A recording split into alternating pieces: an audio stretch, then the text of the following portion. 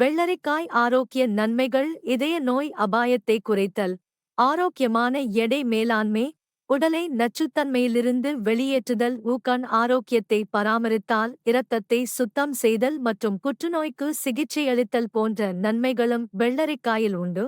தொப்பை குறைய தினமும் வெள்ளரிக்காய் சேர்ந்த நீர் குடிப்பதன் மூலம் பலன் பெறலாம். வெள்ளரிக்காயில் இருக்கும் நார்ச்சத்து மலச்சிக்கலை தடுக்க உதவுகிறது.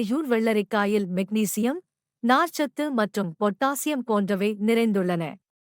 இது இரத்த அழுத்த அளவை பராமரிக்கிறது. இது தமனிகளில் உள்ள அழுத்தத்தையும் குறைத்து நீரேற்றமாக வைத்திருக்கிறது.